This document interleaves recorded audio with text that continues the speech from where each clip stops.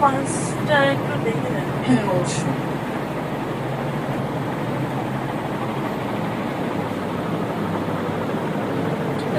আপনার জিনিসটা হলো যে তো অনেক বছর হয়ে গেছে, 4 বছর হয়ে গেছে তোমার, তো অবশ্যই কোনো উন্নতি নেই। তো আমার যেটা মনে হচ্ছে ও এভাবে বেশি দিন টিকতে পারবে না। তো এখন আপনার যে ইচ্ছা করতে হবে একটু যত পারেন খেয়াল রেখে আল্লাহর কাছে দোয়া করে, আল্লাহ এখন আমার এখন দোয়া করে সেই।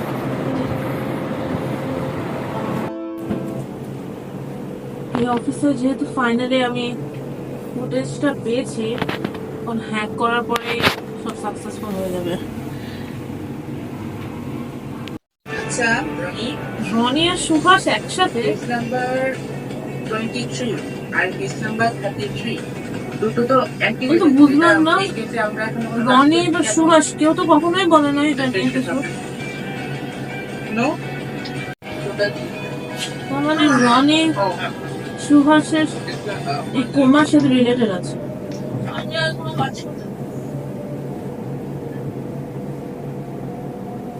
হ্যালো, হ্যালো, আসসালামু আলাইকুম।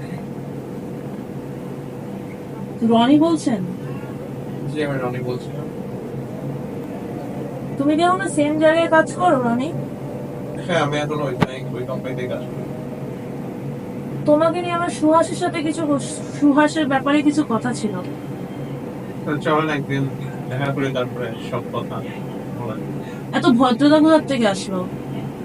আপনি কি বলতে চাচ্ছেন? 4 বছর আগে তো কখনো এত ভদ্রতা দেখিনি তোমার।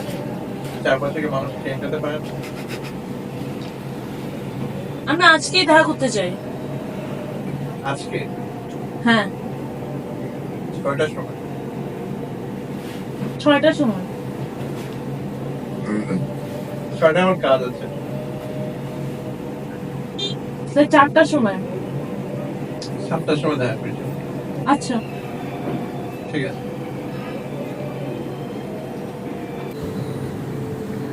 সুভাষ, আমি ফাইনালি তোমার মার্ডার রিলেটেড একটা ইনফো পেয়েছি।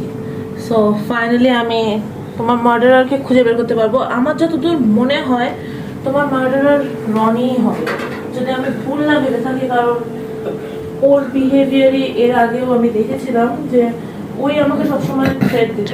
অ্যান্ড ও যেহেতু জানে যে তুমি কে, আর তোমার সাথে আমি ওর ব্যবহারও দেখেছি। সো আমি জানি না যে তুমি আর বেঁচে থাকবা নাকি, কিংবা তোমার সাথে হয়তো আমার কখনো আর দেখা হবে না, কিন্তু আমি এইটুকু তোমাকে বলে দিতে পারবো যে এর পরের বারে ঈদ আমার সাথে পালন করতে পারো। কিন্তু আমি জানি না যে আমাদের, আল্লাহ যদি চান, আমাদের একসাথে আমরা নিশ্চয়ই আবার, মানে তুমি আমাকে বোন বলে ডাকতে পারবা। কিন্তু যদি এটা না হয় তাহলেও এই জিনিসটা জেনে তুমি শান্তিতে থাকতে পারবা যে তোমার জাস্টিস আমি খুঁজে বের করবোই, অ্যান্ড তোমার মার্ডারারকেও আমি খুঁজে বের করবোই, অ্যান্ড ওকে আইনের আওতায় আনাটা এখন আমার দায়িত্ব।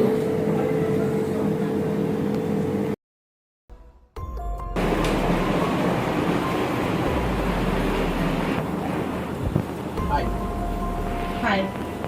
তুমি বসা কেমন আছো? তোমার সাথে না গল্প করতে আসেনি। তো বসা উচিত। কেন? এটা ভদ্র তো, আমি তাই বসে বলবো।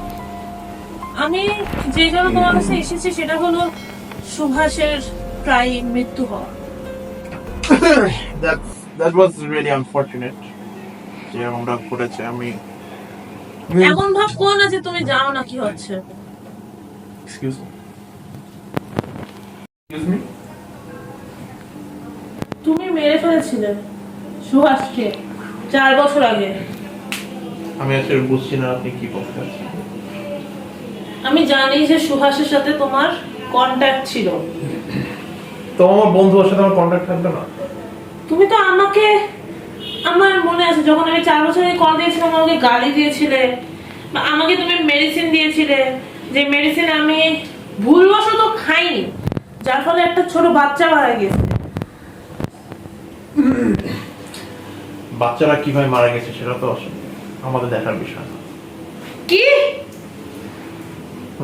প্রতিদিন তো কত বাচ্চারা মারা যায়। তাতে কিন্তু এইভাবে ইনোসেন্ট মানুষদের লাইফ যাওয়াটা কিভাবে এত আনসিরিয়াস হতে পারে যে ডেইলি বাচ্চা মারা যায়, মানেটা কি? ডেইলি কত মানুষ মারা যায়, তার মানে এই যে আমরা মারবো গিয়ে?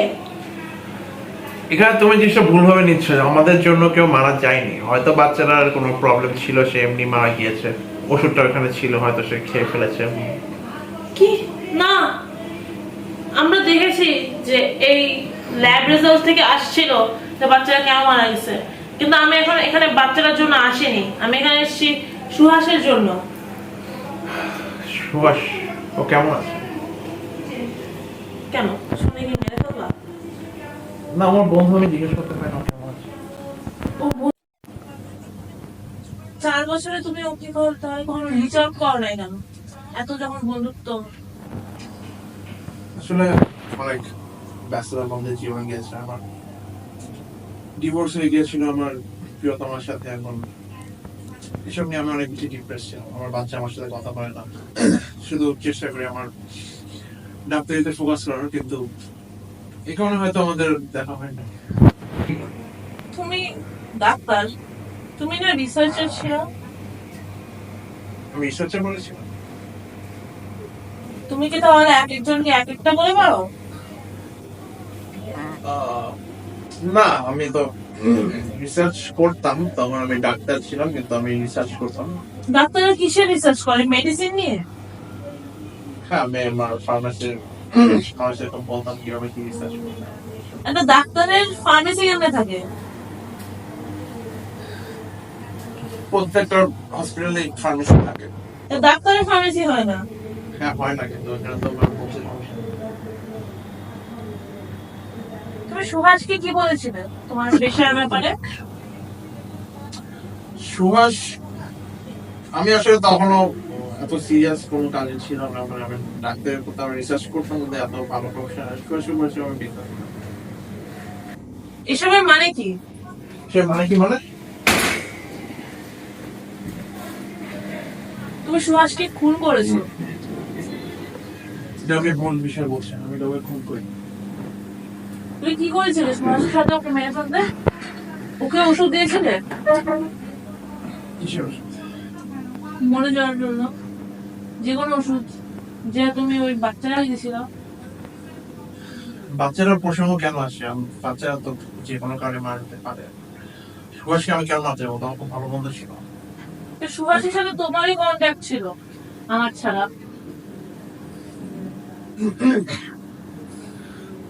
তো তাতে কি সমস্যা হয়েছে? কোনো কোনো এনিমিজরা এত ভয়ানক লেভেলের এনিমি হয় না যতটা একটা বন্ধু হতে পারে। সত্যি অ্যাকসেপ্ট করে না, এমনি তোমাদের জেলা যেতেই হবে।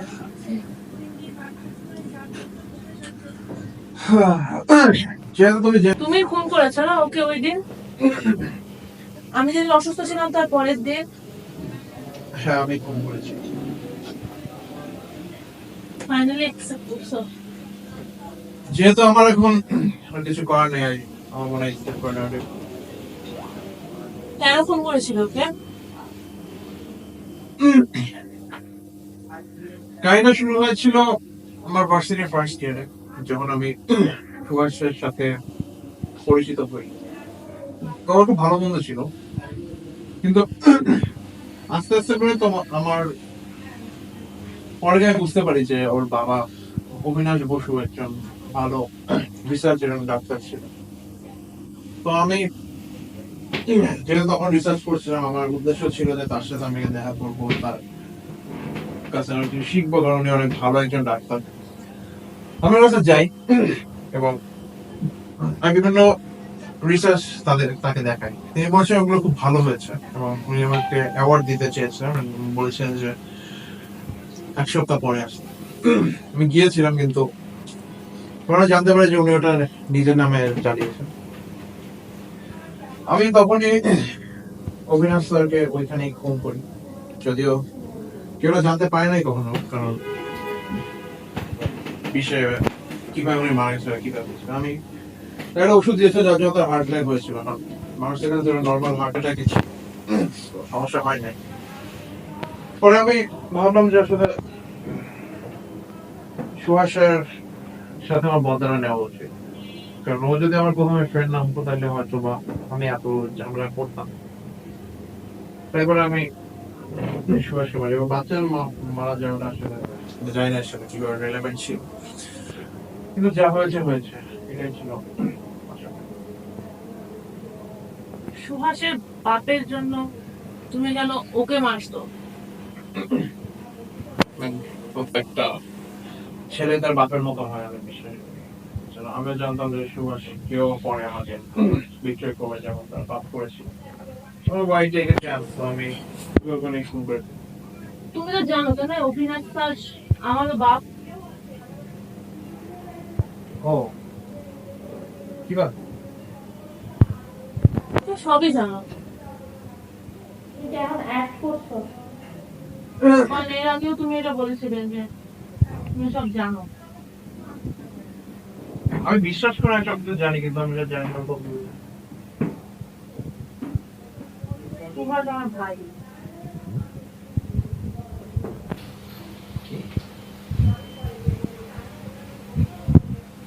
তুমি জানতো না? আমি আসলে এত ডিপলি কোনো চিন্তা করে দেখি নাই।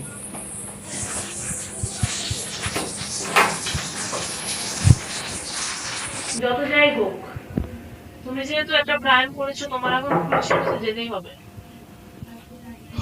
হ্যাঁ আমি জানি আমার পাপ হয়ে গিয়েছে এবং অশেষ পাপ পুলিশ এসে জানি। I think this is the police.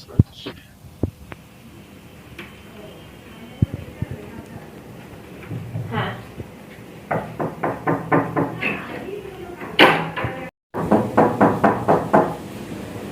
হ্যাঁ, আমি ঢাকা মেট্রোপলিটন থেকে আসছি আপনাকে অ্যারেস্ট করতে।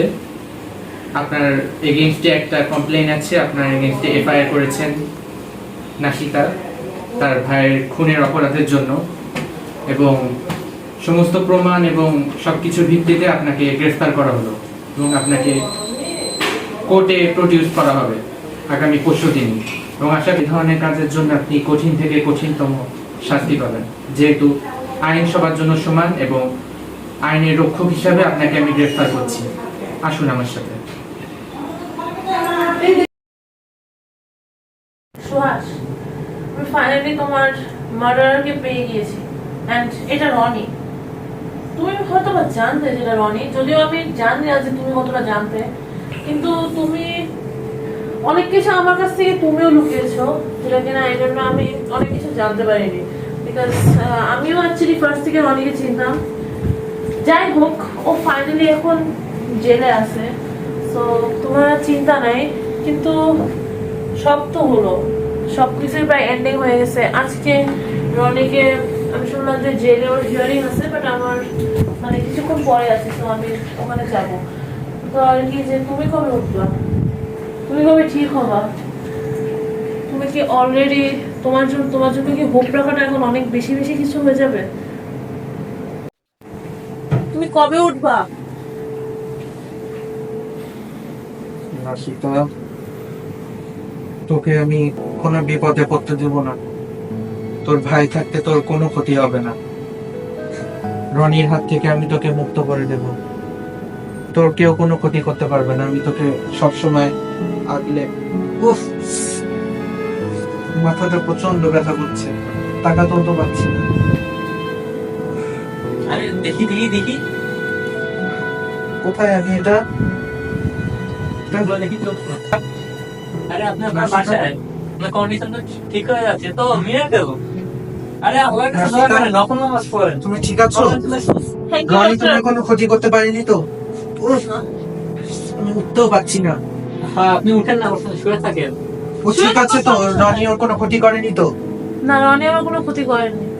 আপনার কাছে অশেষ ধন্যবাদ। রনি এখন জেলে। তুমি ঠিক আছো তো? হ্যাঁ, আমি ঠিক আছি। তাহলেই হবে। আমার কাছে সব থেকে ইম্পর্টেন্ট মানুষ হচ্ছে আমার বোন। সে সুস্থ থাকলো কিনা এটাই আমার কাছে আসল। আমার আর তুমি আমার জন্য এত কিছু করেছো, তার জন্য অবশ্য ভাইদের বোনদের কাছে ক্ষমা চাওয়ার কোনো দরকার পড়ে না। কারণ তাদের সম্পর্ক সবচাইতে আলাদা।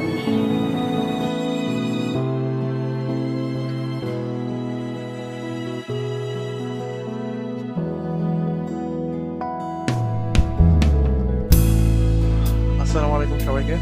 যে আমি আজকের অনেক ক্যারেক্টার প্লে করেছিলাম। তো আমাদের ইউটিউবের আজকের ভিডিও স্পন্সর হলো ড্রেপস এন্ড ক্রাফটস।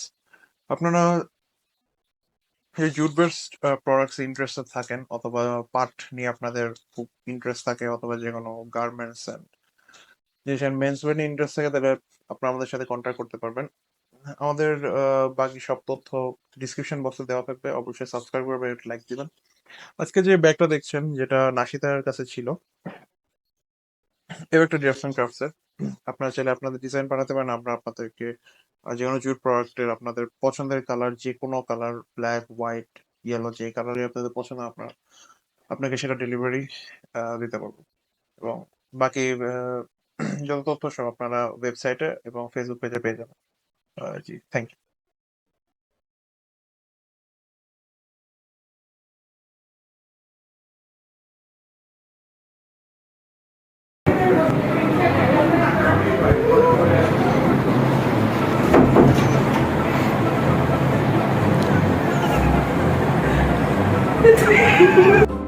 তো পাঁচটা একটু দেখে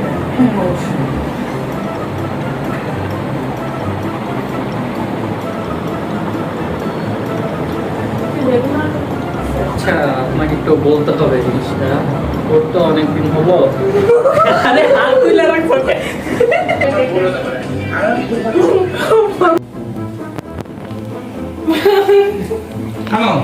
দেখি দেখি দেখি কোথায় আমি এটা